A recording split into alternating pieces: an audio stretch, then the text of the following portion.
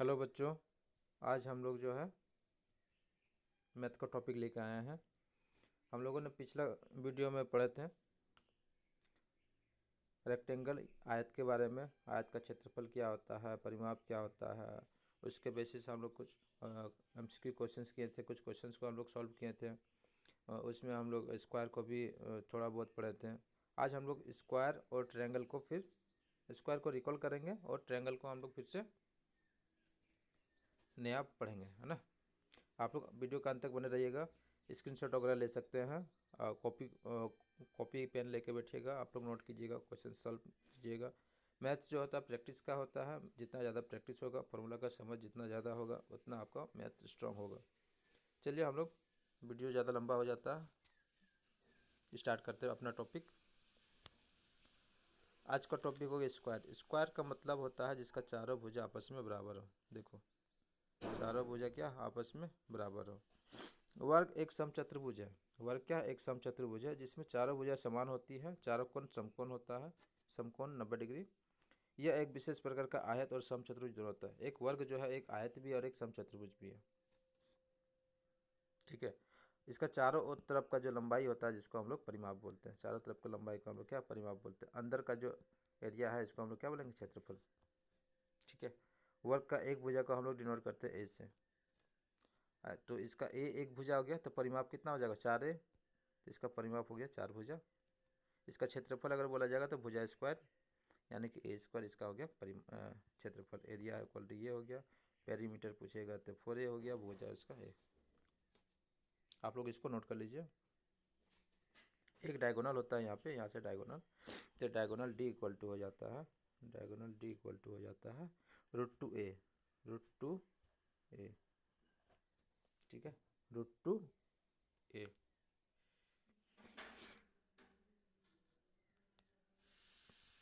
अब वर्ग का भाग जो अभी हम बताए थे, वर्ग के बारे में यहाँ पे बताया गया है। वर्ग जो होता है इस तरह से वर्ग है।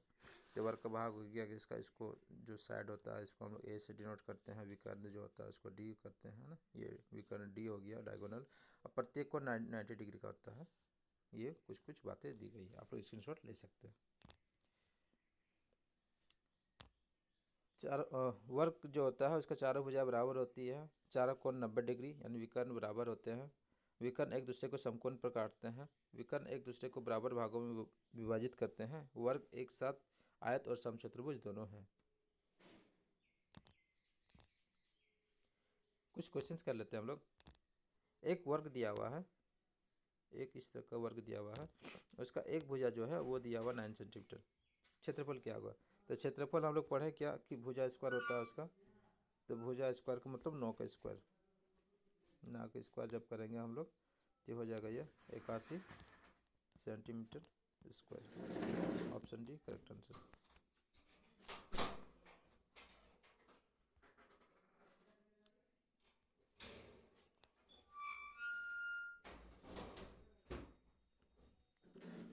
दूसरा क्वेश्चन दिया हुआ है, एक वर्ग की भुजा 9 सेंटीमीटर है तो उसका क्षेत्रफल क्या होगा? क्वेश्चन रिपीट करिए ना। इसका करेक्ट आंसर हो जाएगा 81।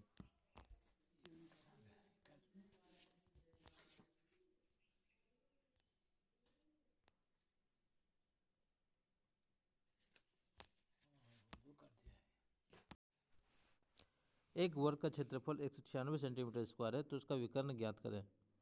इसमें दिया हुआ है वर्ग का क्षेत्रफल 196। तो वर्ग का क्षेत्रफल दिया है 196, तो हमको चाहिए क्या? चाहिए विकर्ण चाहिए, डायगोनल। तो डायगोनल वाला का फॉर्मूला जो होता है डी इक्वल टू हम बताए थे √2a, ठीक है, √2a। तो हम लोग एरिया दिया हुआ है, एरिया इक्वल टू 196। तो एरिया को हम लोग ए स्क्वायर इक्वल टू 196 लिखते हैं। तो 196 जो होता है ए इक्वल टू हो जाएगा √196, जो कि हो जाता है 14 सेंटीमीटर। क्या हो जाता है? 14 सेंटीमीटर। ए का वैल्यू निकल गया तो हम लोग यहाँ पर लिख सकते हैं डी इक्वल टू 14√2। तो यहाँ पे 14√2 सेंटीमीटर हम लोग का हो जाएगा विकर्ण। एक वर्ग की भुजा 14 सेंटीमीटर दिया हो तो परिमाप क्या होगा? तो परिमाप पी इक्वल टू पेरीमीटर जो होता है, परिमाप पी इक्वल टू 4 गुना भुजा, 4 गुना भुजा तो 4 गुना 14 तो हो जाएगा आपका 56 centimetre. Option C correct answer. अब त्रिभुज ट्रायंगल आ गया है। त्रिभुज का हम लोग का शेप इस तरह से होता है त्रिभुज। तो तीन भुजाओं से घिरी हुई जो आकृति होती है, तीन भुजाओं से घिरी हुई जो आकृति होती है उसको हम लोग ट्रायंगल कहेंगे। तो तीन सीधी रेखाओं से मिलकर जो बंद आकृति बनती है उसको त्रिभुज कहते हैं। त्रिभुज में तीन भुजा होती है, 1 2 3, तीन कोण होता है, 1 2 3, तीन शीर्ष होते हैं, 1 2 और 3। ये याद करने वाली बात है। त्रिभुज का प्रकार, भुजा के आधार पर त्रिभुज तीन प्रकार का होता है। समभुज त्रिभुज, जिसको तीनों भुजा जो होता है वो इक्वल होता है, इधर इधर इधर सब बराबर हो तो उसको समभुज त्रिभुज कहेंगे। समद्विबाहु, जिसका दो भुजा बराबर होता है, देखो दो भुजा बराबर है उसको समद्विबाहु। विषम बाहु मतलब जिसका एक भी भुजा बराबर ना हो उसको हम लोग विषम बाहु त्रिभुज बोलेंगे।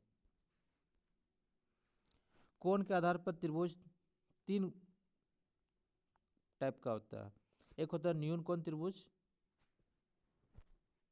जिसमें सभी कोण 90 से कम होता है। समकोण, समकोण जिसका एक जो कोण जो होता है वो समकोण 90 डिग्री का होता है। अधिक कोण, जिसमें एक कोण जो है 90 डिग्री से अधिक होता है, जिसमें एक कोण 90 डिग्री से अधिक होता है उस त्रिभुज को हम लोग अधिक कोण त्रिभुज बोलेंगे। त्रिभुज के गुण, तीनों कोणों का योग 180 होता है। किसी भी दो भुजाओं का योग, किसी भी दो भुजाओं का योग तीसरी भुजा से बड़ा होता है। किसी भी दो भुजाओं का योग तीसरी भुजा से जो है वो बड़ा होता है। बाहरी कोण बराबर दो विपरीत आंतरिक कोणों का योग, बाहरी कोण का जो मान होता है उसका जो विपरीत आंतरिक कोण होता है उसका योग के बराबर होता है। यदि त्रिभुज की सभी भुजाएं दोगुनी कर दी जाए तो क्या होगा कि उसका परिमाप दोगुना हो जाएगा और क्षेत्रफल 4 गुना हो जाएगा। ये इंपॉर्टेंट लाइन है। किसी त्रिभुज की भुजा को अगर सभी भुजा को अगर हम लोग बराबर कर देते, मतलब दोगुना कर दिया जाए तो उसका परिमाप भी दोगुना हो जाएगा और क्षेत्रफल जो है वो 4 गुना हो जाएगा। हम लोग कुछ क्वेश्चंस करते हैं। किसी त्रिभुज के तीनों कोणों का योग कितना होता है? तो तीनों कोणों का योग होता है उसका 180। यदि किसी त्रिभुज के दो कोणों का योग 50 और 60 है तो तीसरा कोण कितना होता है? तो हम लोग जानते हैं कि तीनों कोणों का योग जो होता है उसका 180 होता है। तीन कोणों का योग कितना होता है? 180। ठीक है, मतलब अगर कोण ए आपका 50 है, कोण बी 60 है, तो कोण सी जो होता है, कोण सी को हम लोग जोड़ेंगे तो कितना हो जाएगा? 180 के बराबर हो जाएगा।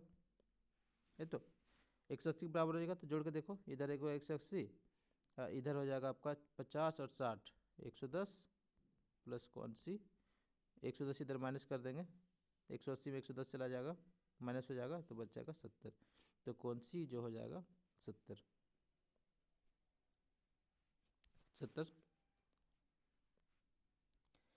एक समकोण त्रिभुज में आधार 8 सेंटीमीटर, समकोण त्रिभुज पहले ड्रॉ कर लेते हैं।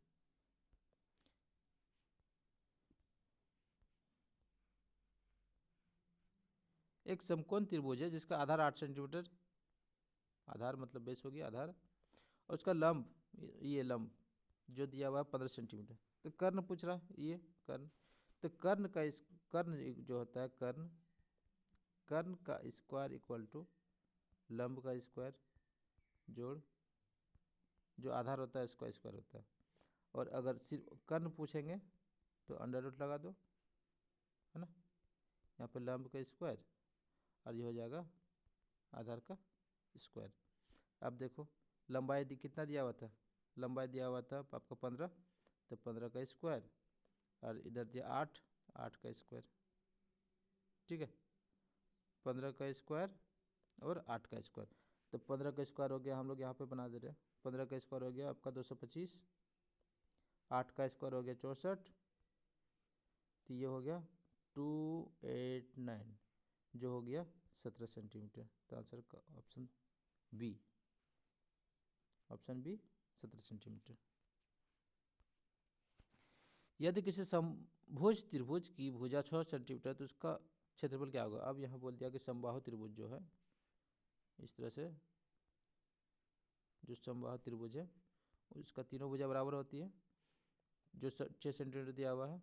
इसका क्षेत्रफल क्या होगा। समबाहु त्रिभुज का क्षेत्रफल होता है √3/4 भुजा स्क्वायर,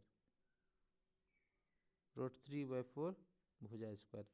तो यहाँ पे हम लोग लिख सकते हैं √3/4 भुजा 6 का स्क्वायर 36, काटो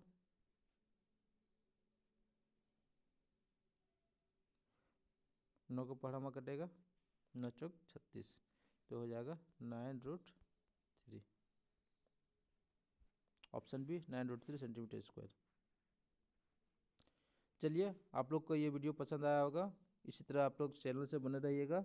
इस तरह का मैथ्स का टॉपिक हम लेते आएंगे। आप लोगों को इस वीडियो में इतना सारा प्यार देने के लिए धन्यवाद, थैंक यू। आप लोग अगला टॉपिक जो हम लेकर आएंगे वो एडजेक्टिव पे कुछ क्वेश्चंस करवाएंगे, आप लोग देखते रहिएगा।